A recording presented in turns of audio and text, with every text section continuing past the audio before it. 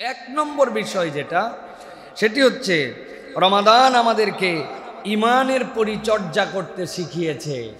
রমাদান আমাদেরকে ইমানের মূল্যায়ন করতে শিখিয়েছে। একজন ইমানদার বান্দাকে তার ইমানের স্বাদ রমাদান উপভোগ করার মতো আপনাকে আমাকে তৌফিক দান করেছিল। আল্লাহ রাব্বুল আমিন বলেছেন, ইয়া আইয়ুহাল্লাযীনা আমানু কুতিবা আলাইকুমুস সিয়াম কামা কুতিবা আলাল্লাযীনা মিন ক্বাবলিকুম লাআল্লাকুম তাত্তাকুন।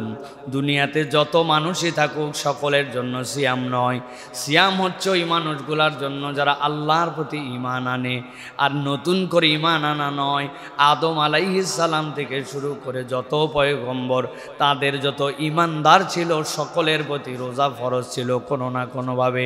সেই হিসাবে কোনো ঈমানদার যদি সিয়াম পালন করে, পৃথিবীর সকল নবী এবং তাদের ঈমানদার উম্মতের আমলটা তার জীবনে হয়ে যায়। এই জন্য প্রিয় ভাইয়েরা, প্রথম বিষয় হচ্ছে সিয়াম আমাদের জন্য ইমানের পরিচর্যা আমাদেরকে শিখিয়েছে। রমাদান চলে গেল, ইমানের পরিচর্যাও আমার থেকে যদি চলে যায় তাহলে এই সিয়াম আমাকে বেনিফিটেড করতে পারবে না। নবী করিম সাল্লাল্লাহু আলাইহি ওয়াসাল্লাম বলেছেন, মান সামা রমাদানান ঈমানান ওয়া ইহতিসাবান গুফিরা লাহু মা তাকাদ্দামা মিন যামবি। কেউ যদি ঈমানের সাথে বুঝে সুঝে সওয়াবের আশায় রমাদানের সিয়াম পালন করে, আল্লাহ এই সিয়াম দ্বারা তার প্রাথমিকভাবে অতীতের জীবনের সব গুনাহ মাফ করে দেন। তাহলে আমার বুঝের প্রথমটা হচ্ছে ঈমান। আমার বুঝের প্রথমটা কি? ঈমান। আমি কেবলমাত্র আল্লাহ রাব্বুল আলামিনের জন্যই সিয়াম পালন করি। আল্লাহ রাব্বুল আলামিন এই বোধের জায়গাটা আমাকে দিয়েছিলেন। অতএব ইমানের পরিচর্যা যার সাথে থাকবে, বাকি 11 মাস সিয়াম তার সাথে থাকবে। বাকি 11 মাস এরপরে আপনি সিয়াম শেষ হয়ে গেল, আপনি অন্যায়, অনাচার, অজাচার, আল্লাহ রাব্বুল আমিন যেটা পছন্দ করেন না সেগুলো সব আপনি আবার নিমজ্জিত হয়েছেন। তাহলে আপনার এই সিয়ামটা ছিল ফেক, আপনার ইমানটা তরতাজা হয় নাই। আপনার গাছের মধ্যে গাছ লাগানো ছিল ঠিক, কিন্তু আপনার পাত্র ফুটা ছিল, এই জন্য এক ফোঁটা পানিও আপনার জীবনে আটকায় নাই। রমাদান আটকাইতে চাইলে জীবনে ইমানের পরিচর্যা লাগবে। কি লাগবে? 2 নম্বরে আল্লাহ রাব্বুল আমিন বলছে, এই সিয়ামের দ্বারা তুমি তাকওয়া অর্জন করেছো, সিয়ামের দ্বারা আল্লাহ ভীতির গুণ অর্জন করেছো। আল্লাহ উদ্দেশ্য বর্ণনা করতে যে বলেছেন লাআল্লাকুম তাত্তাকুন। এই সিয়াম অন্য কোনো কারণেই দেওয়া হয় নাই, এই সিয়াম দেওয়াই হয়েছিল যাতে করে তোমরা আল্লাহকে ভয় করা একটা জেনারেশন হিসাবে গড়ে উঠতে পারো। আপনি যদি মানুষের দিকে তাকান, সাধারণভাবে আপনি যদি দেখেন যেই মানুষটা সিয়ামহীন অবস্থাতেও ভিন্ন আচরণ করত, সিয়াম অবস্থাতে তার আচরণে পরিবর্তন আসে। রমাদান আসলে মানুষের মধ্যে পরিবর্তন আছে। রমাদান আসলে ওই মানুষটা কেউ যদিও তাকে হিসাবের মধ্যে না নেয়, কিন্তু আল্লাহকে হিসাবের মধ্যে সে রাখে। কেননা সিয়াম আল্লাহ রাব্বুল আলামিন ছাড়া প্রকৃতার্থে আর কেউ হিসাব নেওয়ার যোগ্যতা রাখে না। ঠিক কি না? সাহরি খাইছেন আপনি পেট ভরে, কিন্তু সকাল 11টার দিকে আপনি গোসলখানায় যাওয়ার পরে যদি ওইখানে 1 ঢোক পানি খেয়ে ফেলেন, ওযু করার সময় 1 চুল্লু পানি, হয়তোবা সেটা ফিল্টার না, কিন্তু তারপরেও যদি খেয়ে ফেলেন, আপনার ওই 1 চুল্লু পানি খাওয়া কেউ দেখতে পাবে না। আপনি কেবল রবকে সাক্ষী মেনেছেন, মেনে আপনার সিয়ামে আল্লাহকে ভয় করেছেন। আল্লাহ বলছেন, যেই আল্লাহকে ভয় করে তুমি এই সকাল থেকে সন্ধ্যা পর্যন্ত পানাহার ত্যাগ করলে, বাকি 11 মাস এই তাকওয়ার গুণাগুণ তোমার ভিতরে থাকা লাগবে। তাকওয়ার গুণাগুণ যদি আমাদের মধ্যে থাকে, হিসাব কিতাব করে যদি চলি, আল্লাহ রাব্বুল আলামিন তাহলে এই সিয়ামকে আমার সাথে রাখবেন। আর সিয়ামও শেষ, চাঁদ রাত থেকেই মনে করেন ডিস্কো ড্যান্স শুরু হয়ে গেল, সেই রাত্রে চাঁদ উঠলো, ফজরে আর মুসল্লি খুঁজে পাওয়া গেল না। তাহলে বলেন তো ভাই, যেই লোক 29 দিন আর 30 দিন আল্লাহ রাব্বুল আমিনের জন্য নিমজ্জিত হলো, আর চাঁদের রাত্রে আল্লাহ রাব্বুল আমিন রিওয়ার্ড দেওয়ার দিন ওই ব্যক্তি ফজরের নামাজে আসলো না, আসলে কি তাহলে এই ব্যক্তির ভিতরে সিয়াম ঢুকছে নাকি এটা ফেক ছিল? ভাই কি মনে হয়, ফেক না প্রিয় ভাইরা? তাহলে আমাদেরকে এটা শুধরাতে হবে। তাহলে 2 নম্বর হচ্ছে তাকওয়া ভীতিটা আমাদেরকে বাকি সময় রাখতে হবে। 3 নম্বর, কোরআনের হক আদায়। আমরা রমাদান মাসে সাধ্যমতো কোরআনুল কারীমের হক আদায় আমরা কম বেশি করেছি। আল্লাহ রাব্বুল আলামিন বলছেন, শাহরু রমাদান আল্লাযী উনজিলা ফীহিল কুরআন হুদাল লিন-নাস ওয়া বায়িনাতিম মিনাল হুদা ওয়াল ফুরকান ফামান শাহিদা মিনকুমুশ শাহরা ফালইয়াসুম। যদিও রমজান মাস পাইলে তুমি সিয়াম রাখবা, কিন্তু আমি আল্লাহ রমজানকে এমনি এমনি মর্যাদাবান করি নাই। এই রমাদানের মধ্যে কোরআন এসেছে, আবার তার মধ্যে একটা সর্বশ্রেষ্ঠ রাত ছিল, যেই রাতটা লাইলাতুল কদর। সেই দিন আল্লাহ রাব্বুল আলামিন কোরআন নবীজির প্রতি দান করেছেন। আল্লাহ বলছেন, এই কোরআন তোমার কাছে আসার কারণে এই সিয়ামের মর্যাদা বেড়ে গেছে। আর রমজান তোমার জন্য এই জন্য কেবল সিয়ামের মাস নয়, কোরআনের মাস। যেই কোরআনকে তুমি রমাদানে মূল্যায়ন করেছো, তেলাওয়াত করেছো, শুনেছো, এই কোরআন দিয়ে তুমি তারাবির সালাত আদায় করেছো, ওই কোরআন রমাদান চলে যাওয়ার সাথে সাথে বিদায় হয়ে যাবে এরকম নয়, বরং বাকি 11 মাস যদি এই প্রেসক্রিপশন ফলো করো, তোমার সিয়াম তোমাকে উপকার দিবে, নচেত তোমার সিয়াম তোমার সাথে থাকবে না। নবীজি সাল্লাল্লাহু আলাইহি সাল্লাম বলছেন, আসিয়াম ওয়াল কুরআন ইয়াশফাআনি লিল আবদি ইয়াওমাল কিয়ামা ইয়াকুলু সিয়াম। আল্লাহ নবী বলছেন, এই সিয়াম আর এই রোজা আর এই কোরআন কিয়ামতের দিনে আল্লাহর কাছে তোমার জন্য সাক্ষ্য দিবে, আল্লাহর কাছে অনুমতি প্রার্থনা করবে, আয় রব তোমার কাছে অনুমতি চাই, তোমার বান্দার জন্য আমি একটু সুপারিশ করব। সিয়াম বলবে, ক্ষুধা ভর্তি পেট ছিল, তৃষ্ণায় তার বুকটা যেন ফেটে যাচ্ছিল, ওই মানুষের সামনে সব খাবার ছিল, আল্লাহ তোমাকে ভয় করে তোমার বান্দা খাদ্য পানাহার ত্যাগ করেছে। সিয়াম হিসাবে আমি আজকে আল্লাহ তোমার সামনে দাঁড়ালাম, তোমার বান্দাকে জাহান্নামে নেওয়া যাবে না। আর কোরআন বলতে শুরু করবে, ওয়াকুলুল কোরআন মান আতাহুন নাওমা বিল্লাইল। ওই ব্যক্তি এশার নামাজ পড়ে টরে ফরজটুকু আদায় করে শুয়ে যেতে পারতো, শুয়ে যায় নাই, দাঁড়ায় দাঁড়ায় নামাজ আদায় করেছে, রাত্রেবেলা তাহাজ্জুদে উঠেছে, সাধ্যের মধ্যে যতটুকু পারে ততটুকু কোরআন তেলাওয়াত করেছে। আল্লাহ তোমার বান্দাকে আমি রাত জাগাইছি, ওই রাত জেগে জেগে আমাকে তেলাওয়াত করেছে, আল্লাহ তাকে জাহান্নামে নিতে দেব না।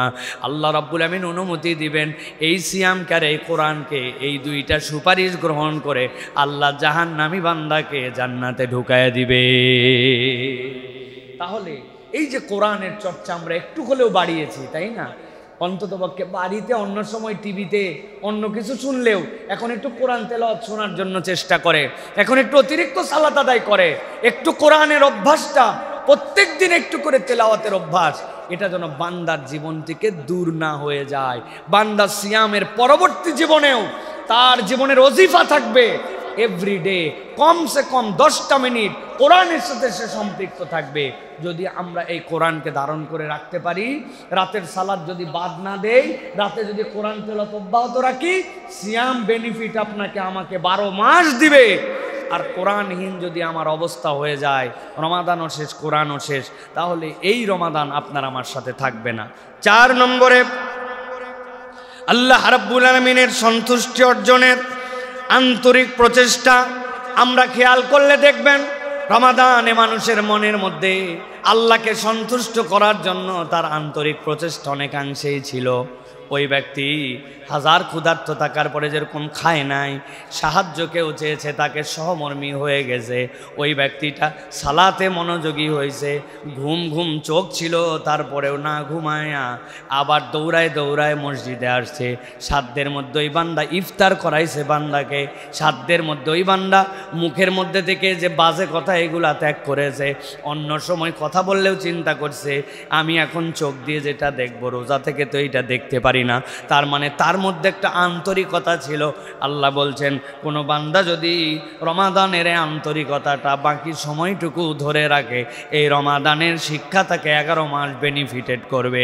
আর সে যদি আন্তরিকতাহীন হয়ে যায়, আনুষ্ঠানিকতা সর্বস্ব ইবাদত গুজার হয়, এই সিয়াম তার জন্য বেনিফিট দিবে না। বহু মুসল্লি আমাদের আছে ভাই, যারা কেবলমাত্র জুমার দিনেই কেবলমাত্র সালাত আদায় করে, ওই জুমা ছাড়া তাদেরকে কোনোভাবে আর খুঁজে পাওয়া যায় না। জুমার দিনেও তাও আসে কোন সময়, 1:15টার পরে আসে, ওরা জানে খতিব সাহেব কোন সময় ওঠে, কোন সময় খুতবা দেয়। এই রকম ভিআইপি মুসল্লি, এইগুলাকে আন্তরিকতা বলা যাবে না, এইগুলা হচ্ছে নিরেট আনুষ্ঠানিকতা সর্বস্বতা। ইসলাম বলছে ইসলাম কোনো আনুষ্ঠানিকতা সর্বস্ব ধর্ম নয়, বরং ইসলাম তোমার আন্তরিক উপস্থাপনাটা দেখতে পায়। আপনি কম করেন, অল্প করেন, আপনি আপনার সাধ্যের মধ্যে সেইটা যদি দিল দিয়ে করেন, আন্তরিকভাবে করেন, নিরেট আল্লাহর জন্য করেন, আল্লাহ ওইটুকুই কবুল করে নিতে পারেন, ঠিক কিনা? আল্লাহ এই জন্য কোরআনে বলছেন, ইব্রাহিম আলাইহিস সালামের সাক্ষ্য, কুল ইন্না সলাতি ওয়া নুসুকি ওয়া মাহইয়ায়া ওয়া মামাতি লিল্লাহি রাব্বিল আলামিন। বলে দেন আমার সালাত আর নুসুক মানে আমার ইবাদতের সমস্ত অনুষ্ঠান। নুসুকের আরেকটা মানে হচ্ছে কুরবানি, কিন্তু আল্লাহ বলতেছেন এই নুসুক মানে তোমার ইবাদতের যত অনুষ্ঠান। ওয়া মাহইয়ায়া ওয়া মামাতি, আমার জীবন আর আমার মরণ এইগুলা কারো জন্য নয়, ডেডিকেটেড একমাত্র আল্লাহর জন্য। কেননা জীবনদাতাও যিনি, মৃত্যুদাতাও তিনি। আমার জীবন আমি আনিও নাই, আমার জীবন আমার ইচ্ছা মতো আমি সংরক্ষণও করতে পারবো না, ঠিক না? কি আমার যোগ্যতা আছে যে আমি আমার জীবনকে, আমার মন চাইলো আমি 200 বছর পর্যন্ত বাঁচবো? আমার দ্বারা সম্ভব নয়। আমি আমার ইচ্ছা মতো এই দুনিয়ায় আসতে পারি নাই। আল্লাহ, তাহলে আমার জীবন আমার মরণ তোমার জন্য, অতএব আমার কাজগুলি, আমার ইবাদতগুলি নিরেট তোমার জন্য, তোমার নির্দেশনা অনুযায়ী। বান্দা যখন এই ফিলটা হৃদয়ের মধ্যে নিবে, তখন ইবাদত বন্দেগীগুলো তার জন্য অনন্য হবে। আর এই ফিল যদি না থাকে, তাহলে তার ইবাদতগুলো আনুষ্ঠানিকতা সর্বস্ব হবে। এইগুলো অনেক সময় সামাজিকতা হবে, অনেক সময় লোক দেখানো হবে, অনেক সময় আপনার হৃদয় দিয়ে উপভোগ করতে পারবেন না, আপনার কাছে বোঝা বোঝা মনে হবে, ঠিক কিনা ভাই? এই জন্য প্রিয় ভাইরা, আমাদেরকে অন্তর দিয়ে, দিল দিয়ে আল্লাহ রাব্বুল আলামিনের জন্য ইবাদত বন্দেগীতে আমাদেরকে মনোযোগী হতে হবে। 5 নম্বরে, সকল ফরজ হুকুমের প্রতি আপনাকে যত্নবান হতে হবে। আপনি যদি রমাদানের বেনিফিট ধরতে চান, আল্লাহ রাব্বুল আলামিনের যত ফরজ হুকুম, এটাতে আপনাকে পাবন্দি হতে হবে। একটা কথা মনে রাখবেন সারা জীবনের জন্য, দুনিয়ায় সকল নফল যদি এক জায়গায় করেন, সকল তাহাজ্জুদ যদি এক জায়গায় করেন, দুনিয়ার সকল দান সদাকা যদি এক জায়গায় করেন, আল্লাহর একটা ফরজ ইবাদতের সমান হবে না। 100 বছরের জিন্দেগিতে আপনি 1 লাখ রাকাত নামাজ পড়তে পারেন নফল, কিন্তু একটা ফজরকে যদি 1 লাখ রাকাত দিয়ে ইকুয়াল করেন, একটা ফজরের 2 রাকাত নামাজের সমান হবে না। কেননা ফজরটা ফরজ আর বাকিটা নফল। আল্লাহ বলছেন, বান্দা যদি ফরজে যত্নবান হয়, আল্লাহ রাব্বুল আলামিন বান্দার প্রতি দয়াবান হয়ে যান। সুবহানাল্লাহ। বান্দাকে ফরজের প্রতি যত্নবান হতে হবে প্রিয় ভাইরা। এই জন্য এই ফরজ আমরা কেমন করে যত্নবান হয়েছিলাম, হাদিসটা তো পরিষ্কার। হযরতে রাসূলুল্লাহ সাল্লাল্লাহু আলাইহি ওয়াসাল্লাম বলছেন, কুল্লু আমাল ইবনে আদামা ইউদাআফুল হাসানাতু আশরু আমসালিহা ইলা 700 দিফিন। একটা বান্দা যখন কোনো কাজ করে, আল্লাহ এটা 10 থেকে 700 গুণ পর্যন্ত রব্বুল আলামিন বাড়ায় দিতে পারেন। তবে জেনে রাখো, ক্বালাল্লাহু আযজা ওয়া জাল্লা ইল্লা সাওম, তবে রোজার হিসাবটা ভিন্ন। আল্লাহ রাব্বুল আলামিন বলছেন, ফা ইন্নাহু লি ওয়া আনা আজজি বিহি ইয়াদউ শাহওয়াতাহু ওয়া তাআমাহু মিন আজলি সাইম লিআজলি লিসাইম। তবে জেনে রাখো, আমি যে কোনো ইবাদতের সওয়াব 10 থেকে 700 গুণ বাড়াতে পারি, তবে রোজা না, সিয়াম না। কেননা সিয়ামটা বান্দা আমার জন্যই কেবল রেখেছিল, ওইটার জন্য কি দিব কেবলমাত্র আমি রব জানি। সুবহানাল্লাহ।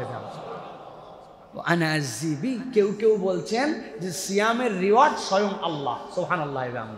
রোজাদারের 2টা আনন্দ, একটা যখন সে ইফতার করতে বসে, আরেকটা যখন জান্নাতে আল্লাহ রাব্বুল আলামিনকে দেখতে পাবে। সুবহানাল্লাহ। যেমন তেমন দরজা দিয়ে ঢোকানো হবে না, এটা কমন গেট না, এটা ভিআইপি গেট। আরে দোয়ান, আল্লাহ রাব্বুল আলামিন ওই দিক দিয়ে বান্দাদেরকে ঢুকাবেন। তোমরা আলাদা, তোমরা আল্লাহর জন্য সিয়াম পালন করেছিলে, তোমার শাহওয়াতকে, তোমার প্রবৃত্তিকে তুমি নিয়ন্ত্রণ করেছিলে, এটা আল্লাহর নির্দেশনা ছিল। তোমার মন অন্যদিক চলে গিয়েছিল, ফেসবুকে একটা ছবি চলে আসছিল, চোখ নামায় ফেলছিল, ইউটিউবে খারাপ কিছু ওই সময় দেখে নাই, মনের কল্পনা আসছিল, ত্যাগ করেছে। এটা দুনিয়ার কেউ বুঝতে পারতো না, আল্লাহর সাথে সম্পর্কিত ছিল। আল্লাহ বলছেন, এর জন্য সাওমুলি ও আনা আযজিবি, বান্দা সবগুলো হিসাব করে দিব, কিন্তু সিয়ামেরটা বললাম না, ওই দিন যাওয়ার পরে যা লাগবে তাই দিব। সুবহানাল্লাহ। অতএব প্রিয় ভাইরা, এই যে ফরজের প্রতি যত্নবান হওয়া, আমরা যেরকম এই ফরজে যত্নবান হয়েছি, আমাদের বাকি ফরজগুলোতেও যত্নবান হতে হবে। আমি যেরকম চিন্তা করেছি যে আমার মুখ দিয়ে যেন আমি ওই অজু করার সময় অনেক সময় গড়গড়া করি, রোজার মাসে গড়গড়া করার সময় ভাবছি রে বাবারে ভিতরে যদি পানি চলে যায় তাহলে তো আমার অবস্থা খারাপ হয়ে যাবে। তার মানে আপনি কতটুকু হিসাব করছেন, তাই না? এখন যেই বান্দা রমজান মাসে গড়গড়া করলে এক ফোঁটা পানি ভিতরে যায় চিন্তা করে, ওই বান্দা সচিবালয়ে বসে লাখ লাখ টাকা সাইজ করে ফেলে, আসে না ভাই? রাস্তা খায় ফেলে, আসে না ভাই? দুর্নীতি করে, আসে না?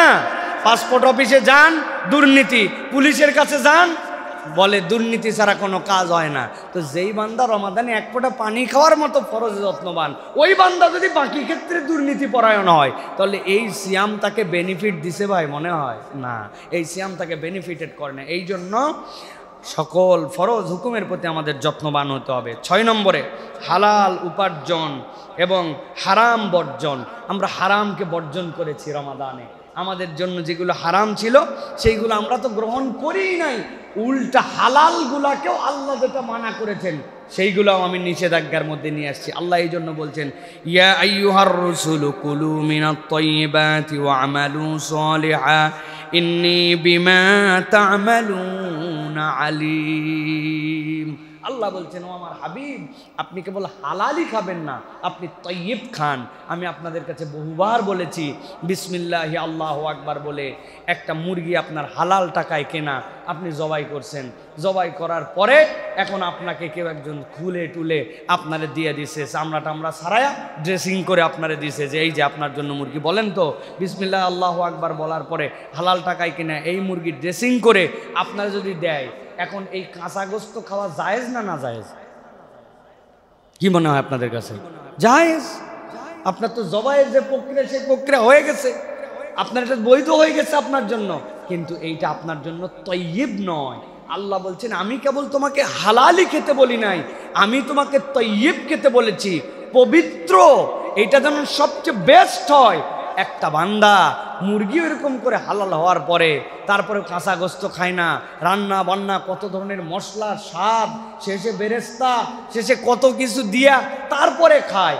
আল্লাহ বলছেন, একটা বান্দার সামনে বিভিন্ন ধরনের রিজিক আসতে পারে, ওই বান্দাও কেবলমাত্র খেয়ে ফেলবে এরকম নয়, সেটা সন্দেহ মুক্ত কিনা, এটার মধ্যে কোনো রকম হারাম যুক্ত কিনা ভেবে ভেবে সেইটাকে গ্রহণ করবে। এইটা হচ্ছে ইমানদারের চরিত্র হবে। আল্লাহ বলছেন, রমাদান তোমাকে এই দীক্ষা দিয়েছে, এই শিক্ষা দিয়েছে, অতএব হারাম বর্জন আপনার আমার জীবনের শপথ হবে। কোনো রকম হারাম আপনার আমার জীবনের সাথে সম্পৃক্ত হবে না। আল্লাহ যেন আমাদেরকে তৌফিক দান করেন। প্রিয় ভাইরা, এই জন্য প্রিয় ভাইরা, নবী করিম সাল্লাল্লাহু আলাইহি ওয়াসাল্লাম বলেছেন, যাকার রাজুলু ইউতিলু সফর। এমন একজন ব্যক্তি দেখা গেল, নবী বর্ণনা করতেছেন, যার চেহারার মধ্যে সফরের বিশাল চিহ্ন। আল্লাহ নবী সাল্লাল্লাহু আলাইহি সাল্লাম বলছেন যে এরপরে তার চেহারাটা ধুলিমলিন, বহু দূর থেকে সে সফর করে আসছে, দেখলেই তার জন্য মায়া লাগে। সে একদম বিধ্বস্ত চেহারার, আসমানের দিকে 2 হাত তুলে দোয়া করছে। মনে হচ্ছে এই লোকের দোয়া ফেরত যাওয়া কোনোভাবে সম্ভব নয়। কিন্তু নবী করিম সাল্লাল্লাহু আলাইহি ওয়াসাল্লাম বলছেন, ও মাতআমুহু হারাম ও মাশরাবুহু হারাম ও মালবাসুহু হারাম। ওই ব্যক্তির পরিধেয় হারাম, ওই ব্যক্তির খাদ্য হারাম, ওই ব্যক্তির পানাহার হারাম। তাহলে এই ব্যক্তি এত যে কায়মনোবাক্যে আল্লাহর কাছে দোয়া করতেছে, নবী বলছেন কিভাবে তার দোয়া কবুল হতে পারে যদি সেই ব্যক্তি হারাম ভক্ষণকারী হয়, হারাম পরিধান তার হয়, হারাম যদি তার শরাব পান করা হয়, তাহলে এই ব্যক্তির দোয়া কবুল হবে না। খেয়াল করে দেখেন প্রিয় ভাইরা, এই হাদিস অনুযায়ী আমাদের মধ্যেও প্রচুর মানুষ এরকম আছে, চলাফেরা, পোশাক আশাক, দাড়ি টুপি দেখলে মনে হবে একবারে বেহেশতি মানুষ, কিন্তু যাই দেখে এমন সুদের কারবারে জড়িত হয়ে আসে, এমন দুর্নীতি পরায়ণ, এমন 2 নম্বর তার আচরণ, এমন ধরনের তার কামাই উপার্জন আছে যেগুলো হারাম তার সাথে। অতএব এই মানুষের দোয়া আল্লাহ রাব্বুল আলামিনের কাছে কবুল হবে না। এই জন্য প্রিয় ভাইরা, হারাম যেখানে, ইমানদার নাই সেখানে। এটা হচ্ছে রমাদানের শিক্ষা আপনার আমার জন্য। হারাম মানে সেটার সাথে আমার কোনো সম্পর্ক নাই, সেটার থেকে আমি বহু দূরে থাকবো, এটা আমার শপথ হতে হবে প্রিয় ভাইয়েরা। 7 নম্বরে উন্নত নৈতিকতা এবং উত্তম চরিত্র গঠন। এই রমাদান আমাকে চারিত্রিক দীক্ষা দান করেছে। নবী করিম সাল্লাল্লাহু আলাইহি সাল্লাম বলেছেন, ইজা সুমতা ফালিয়াসুম সামউকা ওয়া বাসারুকা ওয়া লিসানুকা ইনদাল কাযিবি ওয়াল মাহারিমি। আল্লাহ নবী সাল্লাল্লাহু আলাইহি সাল্লাম বলছেন, তুমি যদি রোজা রাখো তাহলে তোমার চোখকে রোজা রাখাও, তোমার কানকে রোজা রাখাও, তোমার মুখকে রোজা রাখাও। কানকে অবৈধটা শোনায়ও না, চোখকে অবৈধটা দেখায়ও না, মুখকে অবৈধ কথা বলিও না। নবী করিম সাল্লাল্লাহু আলাইহি ওয়াসাল্লাম বলছেন, এইটা হচ্ছে তোমার জন্য আধ্যাত্মিক শিক্ষার প্র্যাকটিস। আল্লাহ রাব্বুল আলামিন এইটা আপনাকে আমাকে নিয়ামত হিসেবে দান করেছেন। এখন রোজাও শেষ, আমার সিয়ামও শেষ। রোজাও মানে চাঁদ রাতও শেষ, আমি একটা বেহায়াপনা বেলাল্লাপনার জিন্দেগির মধ্যে চলে গেলাম। এর থেকে দুর্ভাগ্যজনক আর কিছু হতে পারে না। এই জন্য প্রিয় ভাইয়েরা, যে উন্নত এবং নৈতিক চরিত্র সিয়াম আমাকে দিল, সিয়াম পরবর্তী ওই দীক্ষাটা আপনার আমার ভিতরে যদি রাখতে চাই, তাহলে ওই শিক্ষাটা আপনাকে আমাকে ধরে রাখতে হবে। প্রিয় ভাইয়েরা, ওই দীক্ষাটা, ওই বোধের জায়গাটা আপনাকে আমাকে জাগ্রত রাখতে হবে। আমরা কতকগুলো ক্ষেত্রে দেখি মানে এইগুলা মানুষের সামনে মানে কিছু আছে না, যে মানুষের চক্ষু লজ্জাও যখন উঠে যায় তখন অবস্থাটা খারাপ হয়। রমজান মাসে কিছু কিছু উপস্থাপিকা আছেন, তারা হিজাব লাগায় খবর পড়ে, আর চাঁদ রাত থেকে এগুলো সব আবার আলগা হয়ে যায়। মানে একটা ফাজলামি, একটা ইসলামের নির্দেশনাকে উপহাস, এইগুলো আমরা অনেক ক্ষেত্রে অনেক সময় দেখতে পাই। প্রিয় ভাইরা, আপনার আমার জীবনে যেন এরকম না হয়, যেই মহিলা তারাবির নামাজ পড়তে এসেছেন অথবা রমজান মাসে বাহিরে বেরিয়েছেন একটা সুন্দর শালীন পোশাক পরে, ওই মহিলাই ঈদের দিনে এমন বেহায়াপনা, এমন বেলাল্লাপনা পোশাক পরে তিনি ঘুরতেছেন যে এইটা তার একটা মুসলিম আইডেন্টিটির সাথে যায় না।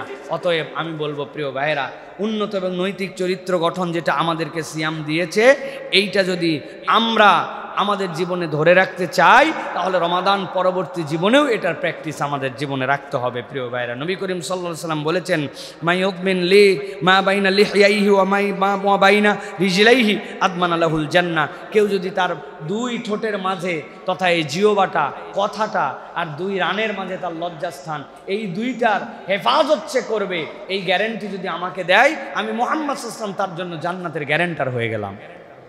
অতএব প্রিয় ভাইরা, মুখ বড় সাংঘাতিক।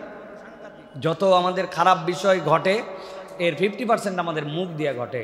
এই মিথ্যা কথা বলা, এই গালিগালাজ করা, অন্যায়ের পক্ষে সাক্ষ্য দেওয়া, তারপরে বিভিন্ন ধরনের অনৈতিকতা সম্পন্ন কথাবার্তা বলা, এগুলো ম্যাক্সিমাম আমাদের মুখ দেওয়া হয়। অতএব এই মুখকে সামলাতে হবে। প্রিয় ভাইয়েরা, আল্লাহ রাব্বুল আলামিন যেন আমাদেরকে এই উন্নত নৈতিকতা এবং উত্তম চরিত্র ধরে রাখার তৌফিক দান করেন। 8 নম্বর, নিয়মিত জামাতে সালাত আদায়।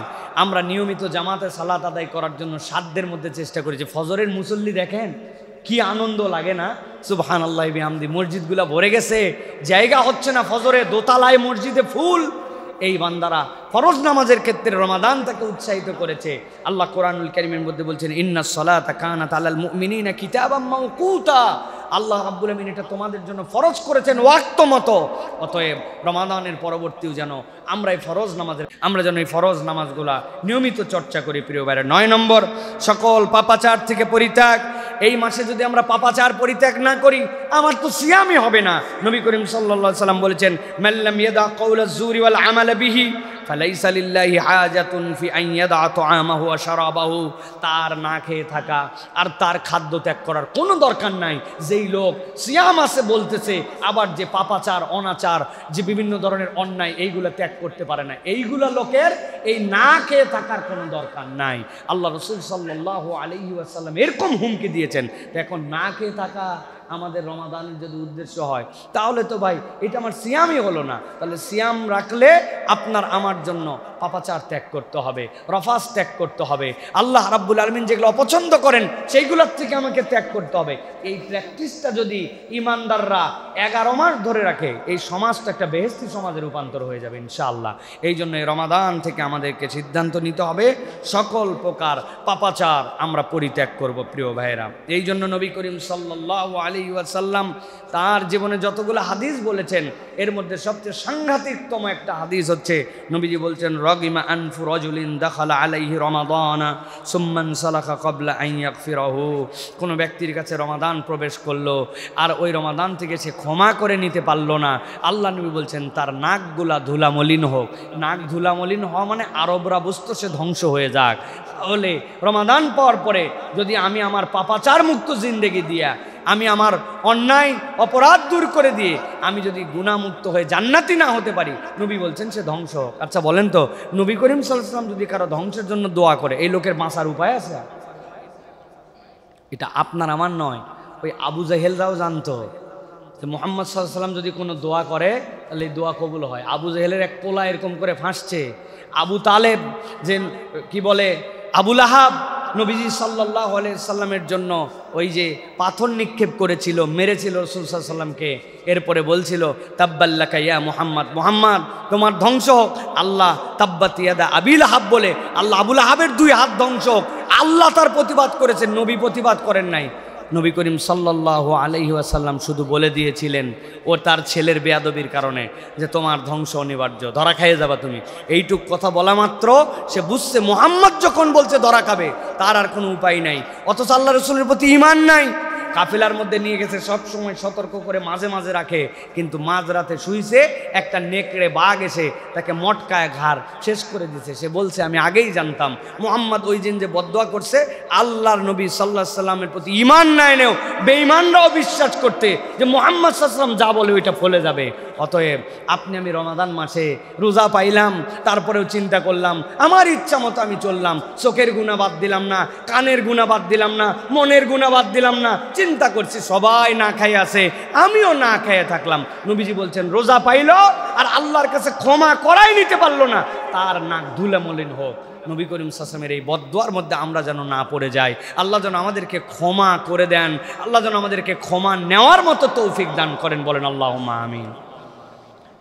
10 নম্বরে নিয়মানুবর্তিতা এবং শৃঙ্খলাবদ্ধ জীবনযাপনের অনুশীলন। রমাদান আমাদের জীবনকে শৃঙ্খলাবদ্ধ করেছে, ঠিক না ভাই? আজকে শেষ রাত্রে আমার উঠতে একটু দেরি হয়ে গেছে, উঠতে মানে জায়গা পাই নাই, কেমনে যে এমন ঘুম আসলো। উঠার পরে দেখি আর মাত্র 4 মিনিট আছে। চিন্তা করলাম 20 দিন তো রোজা রাখছি আলহামদুলিল্লাহ, 4 মিনিট আছে, আজকে বাড়িতেও আমার কেউ নাই, সিঙ্গেল আমি একাই, অতএব ঘরটার অন্ধকার করে আমি 5:30 পর্যন্ত চালায় দিতে পারি। সমস্যা আছে ভাই? আল্লাহর জন্যই তো সিয়াম রাখবো। 5-7 মিনিটে দিক ওদিক করলে এমন কি হবে? কোনো ঝামেলা আছে ভাই? ঝামেলা আছে? যদি ঝামেলা থাকে তাহলে ওই আমার বাড়িতে কেউ থাকলেও, আগে উঠলেও পরে উঠলেও, আমার শৃঙ্খলার জীবন সাহারি আমাকে এনে দিয়েছে, ইফতার আমার শৃঙ্খলার জীবন এনে দিয়েছে আমার জন্য, আমার নামাজ আমার শৃঙ্খলার জীবন এনে দিয়েছে, আমার চোখকে শৃঙ্খলাবদ্ধ করেছে। তুমি রোজা আছো, তুমি যা ইচ্ছে তাই দেখতে পারো না। একজন গন্ডগোল লাগাইছে, আপনি ওই গন্ডগোলে যেয়ে অংশগ্রহণ করতে পারেন না। আপনার আমার লাইফটা পুরো শৃঙ্খলার মধ্যে আসছে। খেয়াল করে দেখেন, চমৎকার একটা যেরকমই হোক একটা শৃঙ্খলাবদ্ধ জীবন আসছে আপনার আমার জন্য।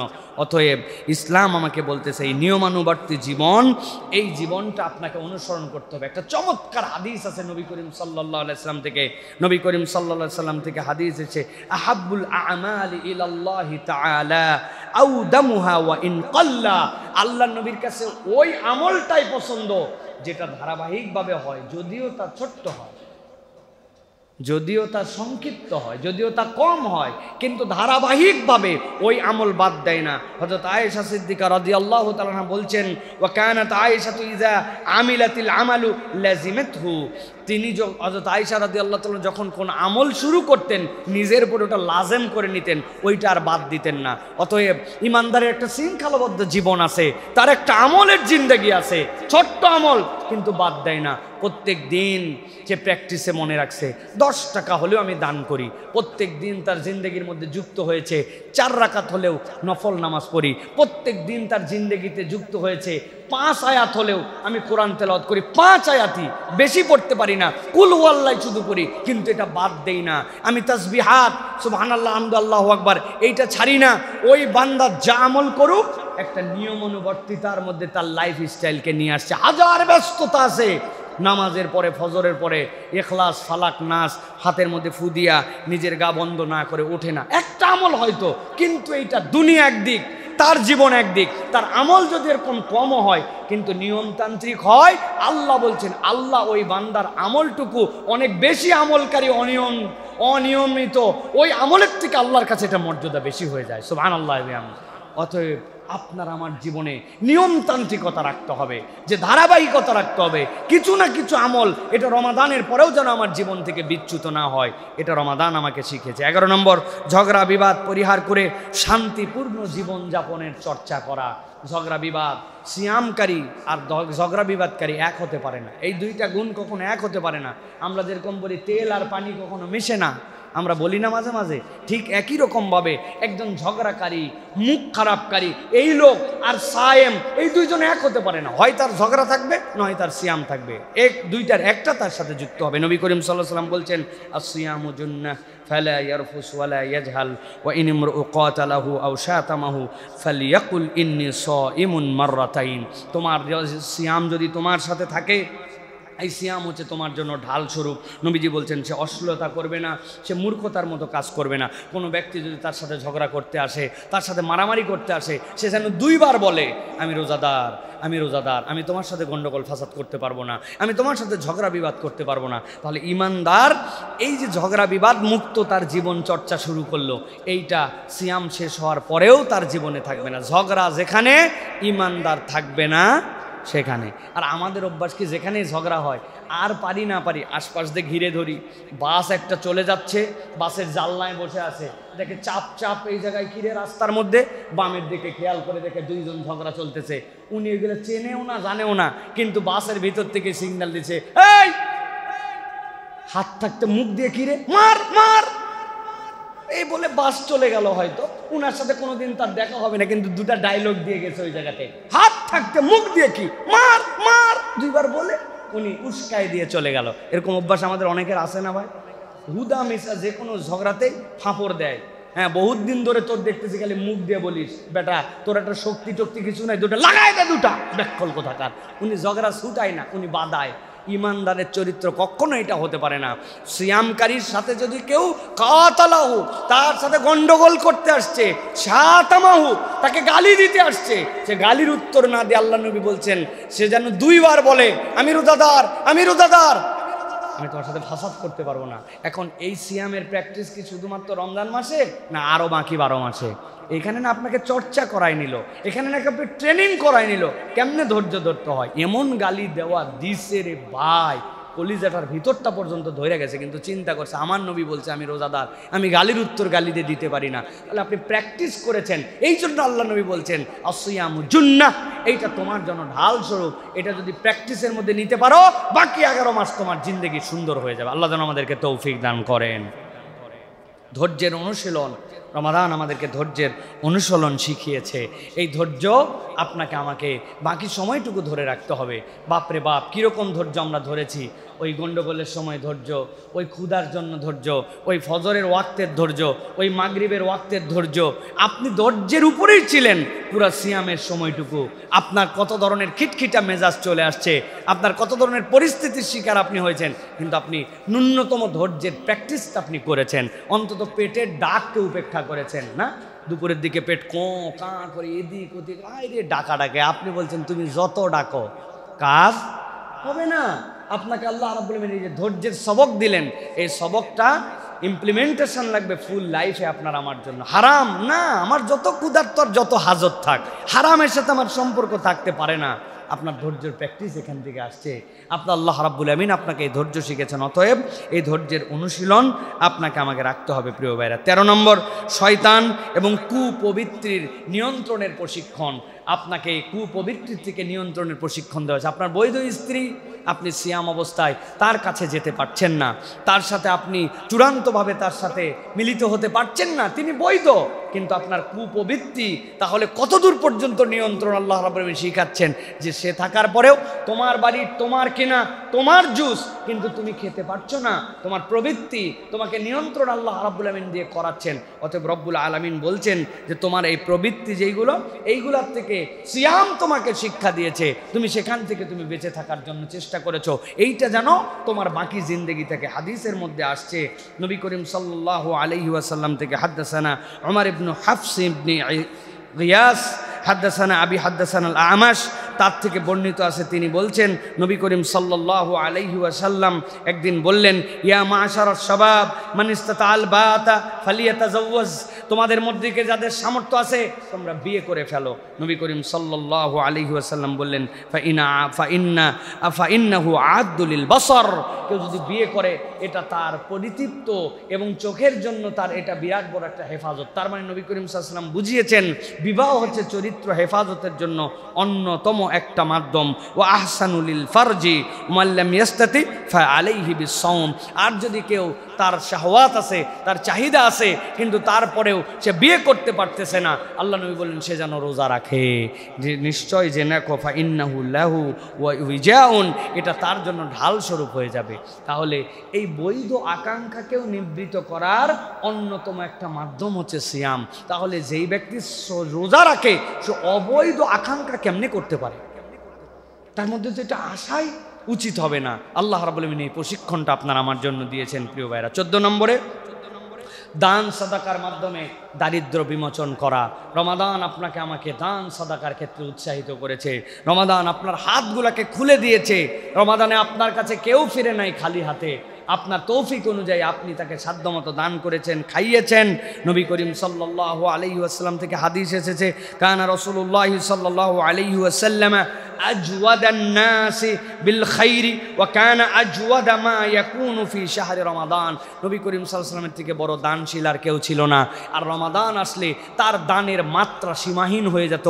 মরুঝড় সাইমুম যেরকম সব ঝড়ের মতো উড়াই নিয়ে যায়, আল্লাহর নবী ঝড়ের মতো মানুষের কাছে দান সাদাকা করতেন। সুবহানাল্লাহ। আল্লাহ নবী যা আছে সব দেওয়ার জন্য চেষ্টা করতেন, কেননা নবীজি জানতেন এই দেওয়ার দ্বারা ফুরাবে না, এই দেওয়ার দ্বারা তার আরও বেশি আল্লাহর পক্ষ থেকে আসবে।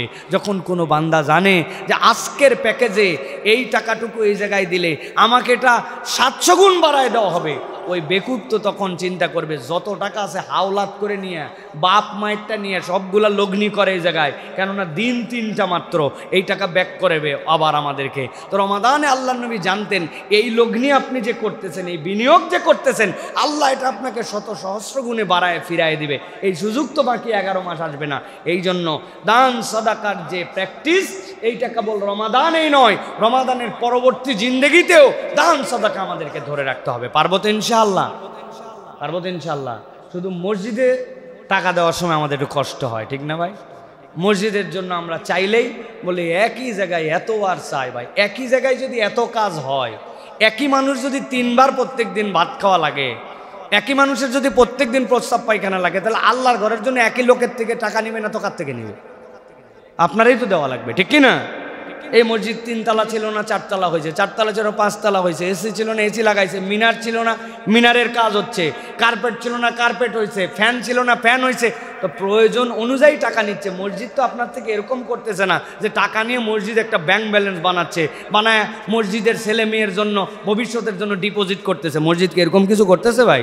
তাহলে আপনি আমি কেন মসজিদের জন্য চিন্তা করি, বারবার চাই, আর আপনার হাত যত চায় তত কুঞ্জুস হয়ে যায়। নবী করিম সাল্লাল্লাহু আলাইহি সাল্লাম বলছেন যে দুনিয়ার বুকে কোনো ব্যক্তি যদি আল্লাহর হাবিব হতে চায়, আল্লাহর বন্ধু হতে চায়, তার একটা গুণাগুণ থাকা লাগবে, আর সখীউ হাবিবুল্লাহ। বকিল কখনো আল্লাহর বন্ধু হতে পারে না। যে দান সাদাকা করে আল্লাহ তাকে বন্ধু হিসেবে গ্রহণ করেন। সুবহানাল্লাহ। আমরা আল্লাহর বন্ধু হতে চাই, আল্লাহর প্রিয় হতে চাই, কিন্তু টাকা পয়সা আমাদের পকেট থেকে একটুকু বের হয় না। আল্লাহ রাব্বুল আলামিন আমাদেরকে দান সাদাকা করার তৌফিক দান করেন। 15 নম্বর, আত্মসমালোচনার চর্চা। রমাদান আমাদেরকে আত্মসমালোচনা শিখিয়েছে। এই কাজটা করলাম, এটা কি আমার রোজা ভেঙে গেল নাকি?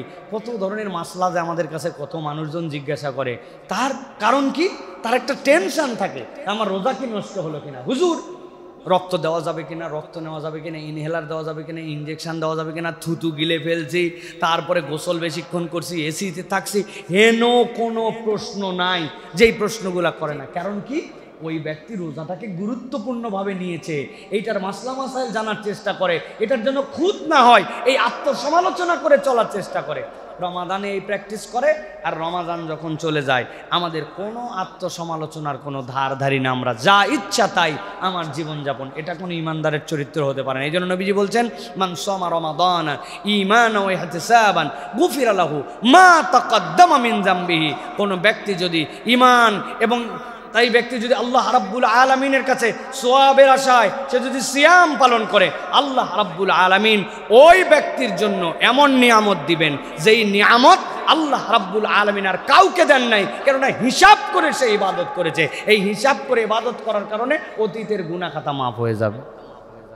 অতীতের গুনাহ খাতা। ভাই আপনি বসেন না, এত কাঁধ ভাঙ্গে আসতেছেন কেন? এই মসজিদে মুসল্লি আসছে 12টা 20-এ।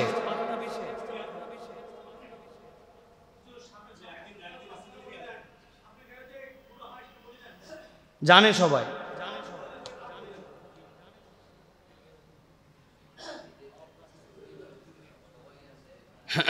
প্রিয় ভাইয়েরা, আত্মসমালোচনার চর্চা, তাহলে এটা গেল আমাদের 15 নম্বর। বলবো কয়টা বলছি? 20টা। ভালো করে খেয়াল করেন। 16 নম্বর, সহমর্মিতা এবং ভ্রাতৃত্ববোধের চর্চা। শাহরুল মুআসাত। রমাদানের নাম কি? ভ্রাতৃত্বের মাস, সহমর্মিতার মাস, ভালোবাসার মাস। আপনি যে ভালোবাসা নিয়ে এই রমাদানকে উদযাপন করেছেন, এই মুআসাতটা আপনাকে ধারণ করে রাখতে হবে। আমি তৃষ্ণার কষ্ট বুঝেছি, আমি ক্ষুধার কষ্ট উপভোগ করেছি, আমি বুঝতে পেরেছি যে বান্দার নিয়মতান্ত্রিক জীবন যাপন এটা কত গুরুত্বপূর্ণ। এই যে আপনার মধ্যে একটা আল্লাহ রাব্বুল বোধের জায়গা জাগ্রত করেছেন, আপনি যদি এটা কল্পনার জায়গায় নেন তাহলে ইনশাআল্লাহ এই সহমর্মিতাটা আমাদের সমাজের মধ্যে ছড়িয়ে পড়বে। এই সহমর্মিতা যদি আমাদের সমাজের মধ্যে ছড়ায় তাহলে আল্লাহ রাব্বুল আলামিন আপনার আমার জন্য নিয়ামত বাড়ায় দিবেন। নবী করিম সাল্লাল্লাহু আলাইহি সাল্লাম বলছেন, মান ফাত্তারা সাইমান কানা লাহু মিসলু আজরিহি গায়রা আন্নাহু লা ইয়ানকুসু মিন আজরিস সাইমি শাইআ। কোনো ব্যক্তি যদি রোজাদারকে একটা অর্ধেক খেজুর দিয়া, কিচ্ছু নাই, এক গ্লাস পানি দিয়ে ইফতার করায়, ওই রোজাদার সারাদিন সিয়াম পালন করে যে সোয়াব, আল্লাহ তার আমল নামায় সম পরিমাণ সোয়াব দান করবেন। তবে বান্দা জেনে রাখো, তোমার আমল থেকে ওই রোজাদার আবার চিন্তা করে, হ্যাঁ সারাদিন আমি রোজা থাকছি, তোর এক গ্লাস পানি খাই, আমার রোজার ভাগ সব দেব তোরে। নবী বলছেন, লা ইয়ানকুসু, কিচ্ছু কমানো হবে না, আজরুহু শাইয়ান, তার প্রতিদান কমবে না, কিন্তু ওই ব্যক্তি নিয়ামত পেয়ে যাবে। সুবহানাল্লাহি ওয়া বিহামদিহি। আমি তো মাঝে মাঝে এই জন্য বলি, আর মাত্র কয়টা দিন আমার হাতে আছে, আপনার পকেটে সন্ধ্যার আগ দিয়ে বাড়ির থেকে ছোট্ট পলিথিনের মধ্যে 3টা করে খেজুর 10টা পকেটের মধ্যে ঢুকায় রাখছেন। বিকালবেলা আপনার বন্ধু, আপনার বান্ধব, আপনার ছোট ভাই আপনার মসজিদে দেখা হয়েছে, ভাই আজকে আমার খেজুরটা থেকে কিন্তু আপনি সিয়াম করবেন। আপনার নিয়ত বিশুদ্ধ, কেউ বলতে পারবে না যে কী রে 3 খেজুর দিচ্ছে কেন।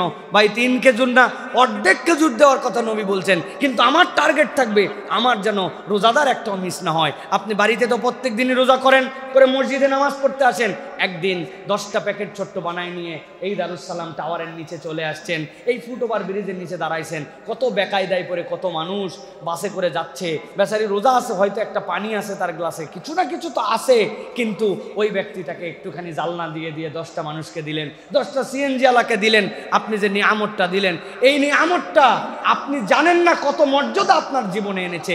নবীজি বলছেন, এইটা আপনাকে ওই রোজাদারের সারা দিনের সিয়ামের সমান সওয়াব দান করে দিবে। সুবহানাল্লাহ। এই জন্য খাওয়ান ভাই, প্রত্যেক দিন কিছু না কিছু। আপনার বাড়ির নিচের যে গার্ডগুলি আছে তারা কোথাও না কোথাও থেকে খায়, তাদেরকে দেন, কিন্তু 1 দিন 2 দিন তার জন্য পাঠান, 1 দিন 2 দিন এ বাড়িতে ও বাড়িতে পাঠান। এটা একটা সৌহার্দ্য বিনিময়, এটা একটা ভালোবাসা বিনিময়। সিয়ামের সময় এই যে ভালোবাসা, এর থেকে সুন্দর ভালোবাসা হয় না। আমার বইয়ের একটা প্র্যাকটিস আপনাদেরকে বলি, আপনারা তো ইফতার দেন অনেক, তাই না? কিন্তু সাহারি পাঠাইছেন কোনোদিন কারো বাড়িতে? এই মেয়ে হচ্ছে একটু ইউনিক মেয়ে, সে হচ্ছে ভিন্ন রকম কিছু অ্যাপ্লিকেশান তার, অমুক বাড়িতে বলে দিছে যে ভাবি আজকে সকালের সাহারিটা কিন্তু আমি পাঠাই দেবো, আপনারা ওইটা কষ্ট করেন না। সে এক বাড়িতে, তার পড়োশি, তার ডানের বাড়ি বামের বাড়িতে, সেই জায়গায় সাহারি পাঠাইছে। আপনি সাহারি পাঠাইছেন কোনোদিন? পাঠানো কি খুব জরুরি না, কিন্তু এই যে রমাদান আপনার মধ্যে সহমর্মিতা, ভালোবাসা তৈরি করলো, আপনার মধ্যে একজনের আরেকজনের বন্ধন তৈরি করলো। এটা লৌকিকতা নয় কেবল, এটা একটা ভালোবাসার সম্পর্ক আপনার আমার জন্য প্রিয় ভাইরা। এই জন্য এই ভালোবাসাটুকু রমাদানের পরবর্তীতেও আপনার আমার মধ্যে ধরে রাখতে হবে। মানুষকে খাওয়ানো এর থেকে উত্তম ইবাদত কিছুই নাই। নবীজির কাছে জিজ্ঞাসা করেছে আইউল আমালি আফদাল ইয়া রাসূলুল্লাহ, নবীজি বলছেন মানুষের জন্য নবী করিম সাল্লাল্লাহু আলাইহি ওয়াসাল্লাম আইউল আমালি আফদাল ইয়া রাসূলুল্লাহ, নবীজি বলছেন আতইমুত তুআম, মানুষকে খাওয়াও। আমরা অপব্যাখ্যা করে হাদিসের অর্থ বের করছি, এইটার মানে হচ্ছে গরিবকে খাওয়াও। আছে না ভাই? আতইমুত তুআম মানে গরিবকে খাওয়াই, অনুবাদকে বানালো ভাই। গরিবকে খাওয়ানোর ফজিলত আছে, আল্লাহ আলাদা মর্যাদা দিয়েছেন, কিন্তু নবী বলছেন কোটিপতি হোক, ট্রিলিয়নিয়ার হোক, বিলিয়নিয়ার হোক, আতইমুত তুআম, তুমি মানুষকে খাওয়াও। এই মানুষকে খাওয়ানোটা স্বয়ং একটা ইবাদত এবং এটাই শ্রেষ্ঠতম ইবাদত। সুবহানাল্লাহ বিহামদি। অতএব আমাদেরকে এটার জন্য চর্চা করতে হবে।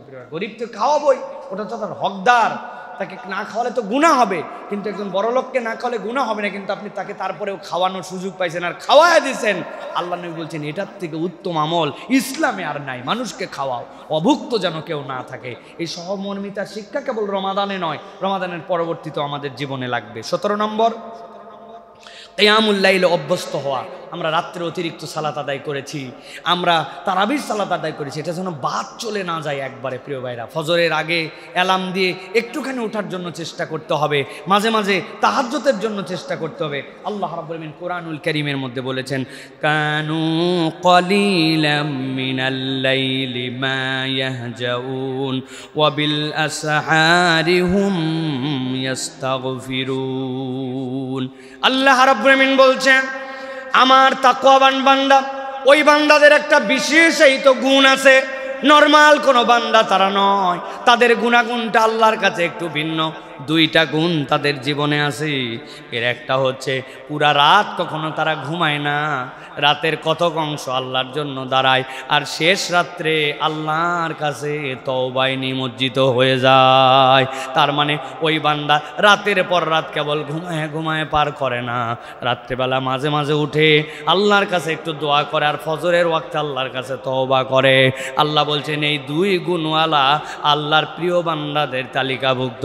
একটু খেয়াল করলে দেখবো রমাদানে চাইলে না চাইলেও আমরা এই গুণাগুণের মধ্যে আছি।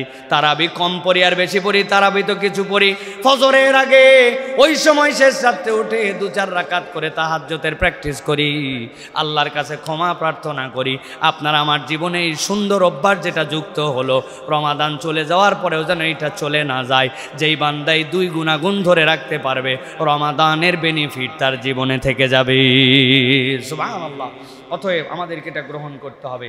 এরপরে 18 নম্বর, শিশুদের ইসলামের বিধান পালনে অভ্যস্ত করে তোলা। খেয়াল করলে দেখবেন আব্বু আমি রোজা থাকবো, আরে মা তোর তো রোজাই ফরজ হয় নাই, বলছে না তারপরেও থাকবো, আচ্ছা থাক। সবাই মিলে উৎসাহ দিছে, আরে আসরের পর্যায়ে আর বেচারি পারতেছে না। আমার নিজের মনে আছে আমার বড় মেয়েকে আমি কোলে করে নিয়ে ঘুরে বেড়াইছে, ও শখ করে একটা রোজা রাইখাই ফেলাইছে। 5.5 বছর বয়স, তার রোজা ফরজ হয় না। বিকালবেলা যায় বলছে বাবা আমার দ্বারা সম্ভব না, আমার বুক টুক সব পেটে যাচ্ছে। আমি তখন আর বললাম তুই আমার কোলে আয়। মা কোলে নিয়ে পুরা মহল্লা ঘুরে বেড়াইছি, এ দেখাইছে ও দেখাইছে, হাতে কিনে দিছি, দিয়েছে বাবা আর মাত্র 10 মিনিট, আর মাত্র 5 মিনিট। এইরকম করতে করতে এই বছর তার বয়স 11 বছর। আল্লাহর দয়ায় তারে জোর করেও একটা রোজাও ভাঙানো যায় না। আর রোজা তো ফরজ অনেক দূরে, কিন্তু ওরা খালি ফজরের সময় যদি না উঠতে চায়, ওর মা বলে ঠিক আছে তাহলে আজকে রোজা রাখার দরকার নাই, ভালো হলো। বলা মাত্র বিদ্যুৎ বেগে উঠে এই ছোট্ট মানুষ সে সব রোজা আল্লাহর দয়ায় করছে, আলহামদুলিল্লাহ। এটা কি? এটা আপনার আমার বাচ্চাদেরকে এই ফরজ এবং আল্লাহর বিধান পালনে অভ্যস্ত করায়। আব্বু আমি তারাবিতে যাব, আসে না, বসে থাকে, হয়তো একটু কথা বলে, রুকু রাত পর্যন্ত বসে থাকে, কিন্তু আসে তো, তাহলে নামাজের জন্য অভ্যস্ত হয়েছে। ফজরের নামাজে বাচ্চাটারে নিয়ে চলে আসছে, এইটু পিচ্ছি দেখি ফজরের নামাজে আসছে বাপের সাথে, সেই সময় উঠে গেছে, কি করবে বলছো? আপনি মানা করবেন না, কিন্তু ওরা যদি আসতে চায় থাক, তোর রোজার দরকার নাই। আপনি জানেন সাহারিটা খাওয়ান, 11টার দিক রোজা খুলে ফেলুকছে, সমস্যা নাই, কিন্তু 11টা একদিন 12টা হবে, একদিন 11টা 2টা হবে, একদিন 11টা 3টা হবে। ওর বয়স পারফেক্ট হলে রোজা থেকে ফেলবে। এটা আপনাকে আমাকে প্র্যাকটিস করাতে হবে প্রিয় ভাই। এখন আবার আধুনিক বাপ মারা, সামনে আর পরীক্ষা আছে এসএসসি, এখন রোজা রাখার দরকার নেই। এসএসসি পরীক্ষার সময় রোজা বাদ দেয়, সামনে এইচএসসি পরীক্ষা আছে, শরীর খারাপ হয়ে যাবে। আপনি অযোগ্য বাপ মা, আপনি আল্লাহ রাব্বুল আলামিনের কাছে ধরা খাইয়ে দেওয়া বাপ মা। এই জন্য আমরা আমাদের বাচ্চা কাচ্চার জন্য যে শিশুদের আল্লাহর বিধান পালনে যে অভ্যস্ত করেছি, এইটা যেন আমরা ধরে রাখি, এইটা যেন তাদেরকে কন্টিনিউ করার জন্য চেষ্টা করি। এটা কিন্তু সিয়ামের আমাদের জন্য বড় একটা শিক্ষা। আল্লাহ আমাদেরকে তৌফিক দান করুন। অধীনস্থদের প্রতি সহানুভূতির চর্চা, আমরা অধীনস্থদের প্রতি এই সময় সহানুভূতিশীল ছিলাম। নবীজি বলছেন, ওমান খাফফাফা আন মামলুকিহি ফিহি গফারাল্লাহু লাহু ওয়া আতাকাফা মিনান নার। হাদিসের মধ্যে আসছে, রমজান মাসে কেউ যদি কারো বোঝা হালকা করে দেয়, তার অধীনস্থদের জন্য কাজ সহজ করে দেয়, আল্লাহ রাব্বুল আলামিন তাকে জাহান্নামের আগুন থেকে মুক্তি দিয়ে দিবেন। প্রিয় ভাইরা, আমার অধীনস্থ যারা আছে, আমার কর্মচারী আছে, বলবেন তুই রোজা যদি থাকিস তাহলে একটু কম কাজ করলেও মাপ আছে, কিন্তু রোজা না থাকলে খবর আছে ভাই, তোমার কাজ কমায় দিলাম, তোমার বোঝা হালকা করে দিলাম, বেতনটা একটু বাড়াই দিলাম, 1 ঘন্টা আগে একটু ছুটি দিয়ে দিলাম। আপনি আপনার সাধ্যের মধ্যে তার সিয়াম পালনে সহযোগিতা করেছেন, আল্লাহ আপনাকে জাহান্নাম থেকে মুক্ত করে জান্নাতে ঢুকাই দিবেন। সুবহানাল্লাহ। অতএব এদিকে আমাদের খেয়াল রাখতে হবে। সর্বশেষ যেটা, নিয়ামতের শুকরিয়া আদায়। এ রমাদান আমাদেরকে এমন নিয়ামত দিল, আল্লাহ গুনাহ খাতা মুক্ত করে দিলেন, রহমত দিয়ে ভরায় দিলেন, অল্প আমলে অনেক সওয়াব দান করে দিলেন, আপনাকে আমাকে নামাজি বানাই দিলেন, আপনার আমার চোখকে হেফাজত করলেন, নিশ্চিত জাহান্নামী বান্দাকে জান্নাতের দিকে নিয়ে চলে আসলেন। আমার লাইফটা চেঞ্জ হয়ে গেল। দাড়ি কাটতাম, হঠাৎ করে দাড়ি রেখে দিয়েছে রোজার মাসে, ওই চর্চাটা রয়ে গেল আপনার জীবনে। আল্লাহ কত ধরনের নিয়ামত দিয়ে সমৃদ্ধ করলেন। আল্লাহ রাব্বুল আমিন বলছেন, ওয়া ইস্তাযানা রাব্বুকুম লা ইন শাকারতুম ওয়া ইয তাযানা রাব্বুকুম লা ইন শাকারতুম লা আযীদান্নাকুম ওয়া লা ইন কাফারতুম ইন্না আযাবি লাশাদীদ। আল্লাহ বলছেন, কোন বান্দা যদি আল্লাহর নিয়ামতের কৃতজ্ঞতা আদায় করে, রব্বুল আমিন ওই নিয়ামতকে বাড়ায় দেন। আর নিয়ামতের কৃতজ্ঞতা যদি আদায় না করে, আল্লাহ বলছেন তার জন্য অবধারিত শাস্তি। আমি আমার ভাষায় বলি, প্রিয় ভাইরা, আমরা আল্লাহর যে কোনো নিয়ামতকে যদি সুন্দর করে আমার জীবনে ধরে রাখতে চাই, তাহলে কৃতজ্ঞতার কোনো ব্যতিক্রম নাই। আপনি যদি কৃতজ্ঞ না হন, তাহলে আল্লাহ রাব্বুল আমিন নিয়ামত আপনি ধরে রাখতে পারবেন না। আমাদের আর মাত্র কয়েকটা দিন বাকি আছে। আমি বলবো 2টা আমলে একটু বেশি বেশি করে মনোযোগী হন। এর একটা হচ্ছে বুঝে বুঝে আল্লাহর কৃতজ্ঞতা আদায়। ইবাদত কেবল এটার নাম নয় না আমি কেবল আনুষ্ঠানিকতা সর্বস্ব পড়তে হবে তাই পড়ে ফেলতেছি। সালাতের পরে বলেন তো, প্রত্যেক ফরজ সালাতের পরে কয়বার সুবহানাল্লাহ বলতে হয়? কয়বার আলহামদুলিল্লাহ? কয়বার আল্লাহু আকবার? এটার জন্য আমাদের সময় কতটুকু লাগে? সব মিলায় হয়তো 2 মিনিট কম বেশি বা 1-1.5 মিনিট লাগে। কিন্তু আসেন না, আমরা একটু হিসাব কিতাব করে এই সুবহানাল্লাহ, এই আলহামদুলিল্লাহ, এই আল্লাহু আকবারকে আমরা আমাদের একটা ইউনিক ইবাদতে পরিণত করি। আমার সুবহানাল্লাহ 33 বার পড়তে একদিন 33 মিনিট লাগছে, আমার আল্লাহু আকবার পড়তে 33 মিনিট লেগে গেছে, আমার আলহামদুলিল্লাহ পড়তে 33 মিনিট লেগে গেছে। আমি একদিনে শেষই করতে পারি নাই সুবহানাল্লাহ। বলবেন কেমনে কি ভাই, সুবহানাল্লাহ সুবহানাল্লাহ সুবহানাল্লাহ একটু বললেই তো হয়ে যায়? না, আপনার সুবহানাল্লাহ এত তাড়াতাড়ি হবে না। আপনি সুবহানাল্লাহ বলার আগে ভাবেন, আয় আল্লাহ, আমার বাড়ির ধারে 3 প্রজন্ম পর্যন্ত নন মুসলিম একজন আছে, তার বাড়ির ধারে আমার অবস্থান, তার সাথে চলাফেরা করলাম, কিন্তু আজকে 3টা প্রজন্ম চলে গেল, তাহলে ঈমান আনতে পারলো না। আর আমাকে তুমি কত বড় সৌভাগ্যন করেছো, তুমি কোন মহান সত্তা, আমি না চাইতেই তুমি আমাকে মুসলমান পিতামাতার ঘরে জন্ম দিয়া তুমি আমাকে ঈমানদার করেছো। সুবহানাল্লাহ। আপনার সুবহানাল্লাহ এরকম 1 মিনিট ভাইবে তারপরে হয়েছে। দ্বিতীয় সুবহানাল্লাহ, আপনি ভাবতেছেন রব্বুল আলামিন মসজিদের সামনে কত মানুষ আসে, যেই মানুষগুলো হাত এরকম করে পাতে, আল্লাহ আমার কামাই কম, আল্লাহ আমার রুজি কম, আল্লাহ আমার অত কিচ্ছু নাই, কিন্তু রব তুমি কোন রব যে আমার হাতটা এরকম না করে 2 টাকা দেওয়ার মতো বা না দেওয়ার মতো হলেও আমার হাতটা উপরে রেখেছো। আল্লাহ তুমি পবিত্র, আল্লাহ তুমি মহান, সুবহানাল্লাহ। আপনি এরকম করে ভেবে ভেবে 8টা 10টার পর আপনার মনে আসতেছে না আল্লাহকে কিভাবে আপনি সুবহানাল্লাহ বলবেন। আপনি আল্লাহু আকবার বলতেছেন, আল্লাহ তুমি কত মহান, আল্লাহ তুমি আমাকে চোখ দিছো। আমার যদি দায়িত্ব থাকতো গাড়ির কাঁচ পরিষ্কার করার জন্য ওয়াইফাইয়ের যেরকম পানি ঢুকানো লাগে, আমার এই চোখ পরিষ্কারের জন্য পানি ঢুকানো লাগবে আমার এখানে। আমি তো 22,000 বার কম বেশি দিনের বেলা পলক ফেলি দিন রাত্রে, আল্লাহ তাহলে আমার চোখের মধ্যে পানি। আর 2 নম্বর, প্রত্যেক দিন একটু চুপ করে থাকার প্র্যাকটিস করা। আমি দুনিয়ার থেকে ফারেগ হয়ে 10 মিনিট আল্লাহর জন্য নীরব হয়ে গেছি, 10 মিনিট চিন্তা করেছি নবীজির জিন্দেগি নবুয়ত পূর্ববর্তীটা 17 থেকে 25 আর 25 থেকে 40 আল্লাহ নবী চুপ করে গিয়েছিলেন, ভেবেছিলেন 15 বছর আল্লাহ নবী গারে হেরার মধ্যে চলে গিয়েছিলেন। আল্লাহ এরপরে তাকে জিম্মাদারি দিয়েছেন পুরো উম্মতের জন্য কিয়ামত পর্যন্ত। আমি সব সময় কেবল ব্যস্ত ব্যস্ত ব্যস্ত, আমি কোলাহল প্রিয়, আমি সব সময় আনুষ্ঠানিকতা সর্বস্ব, সব সময় আড্ডাবাজ, সব সময় হই হই না। যাই না আমাদের 10 মিনিট বসে থাকেন আল্লাহর জন্য, চুপ করে আসেন। ওই চুপ করে থাকাটাও ইবাদত হতে পারে, আমার কথা নয়। নবীজি বলছেন যদি পারো ভালো বলো, না পারলে চুপ করে থাকো। পৃথিবীতে একমাত্র ইবাদত। আপনি চিন্তা করছেন আমার বলার কিছু নাই এখন, এই জন্য আমি চুপ করে আসি। আপনি চুপ করে আসেন আর ফেরেশতা আপনার কাঁধে লিখতেছে বান্দা ইবাদত করতেছে, ইবাদত করতেছে, ইবাদত করতেছে, তাও কবুল ইবাদত। সুবহানাল্লাহ বলে। অতএব এ রমাদানে আমরা এইগুলো যদি একটু খেয়াল করে চলি, আল্লাহ রাব্বুল আলামিন ইনশাআল্লাহ আপনাকে আমাকে দুনিয়া আখেরাতে বেনিফিটেড করবেন। বলেন আল্লাহুম্মা আমিন। প্রিয় ভাইয়েরা, আবার একবার স্মরণ করাই দেই যাতে সামারিটা মনে থাকে। 1 নম্বর বলেছি ইমানের পরিচর্যা, 2 নম্বর তাকওয়া, 3 নম্বর কোরআনের হক আদায়, 4 নম্বর আল্লাহর সন্তুষ্টি অর্জনের জন্য প্রচেষ্টা, 5 নম্বর সকল ফরজ বিধানের প্রতি যত্নবান হওয়া, 6 নম্বর হারাম বর্জন করা, 7 নম্বরে উন্নত নৈতিক চরিত্র গঠন নিয়মিত, এরপরে বলেছি জামাতে সালাত আদায়, 9 নম্বর সকল পাপাচার পরিত্যাগ করা, 10 নম্বর নিয়মানুবর্তী এবং শৃঙ্খলাবদ্ধ জীবনযাপন, 11 নম্বর ঝগড়া বিবাদ আমার জীবনে থাকবে না, গালিগালাজ আমার জীবনে থাকবে না, 12 নম্বর ধৈর্যের অনুশীলন, 13 নম্বর শয়তান এবং তার কুপ্রবৃত্তি থেকে নিজেকে নিয়ন্ত্রণ করা, 14 নম্বর দান সদাকা, 15 নম্বর আত্মসমালোচনার চর্চা, 16 নম্বর সহমর্মিতা এবং ভ্রাতৃত্ববোধ বৃদ্ধি, 17 নম্বর কিয়ামুল লাইলে অভ্যস্ত হওয়া, 18 নম্বর শিশুদেরকে আল্লাহর বিধান প্রতিপালনে মনস্থ করা, এরপরে 19 নম্বর অধীনস্থদের প্রতি সহানুভূতি, আর 20 নম্বর আল্লাহর নিয়ামতের শুকরিয়া আদায়। এই প্র্যাকটিসগুলো যদি আমরা করি ইনশাআল্লাহ আল্লাহ দুনিয়া আখিরাতে আমাদের জন্য কল্যাণ দান করবেন। সকলে বলে আল্লাহুম্মা আমিন।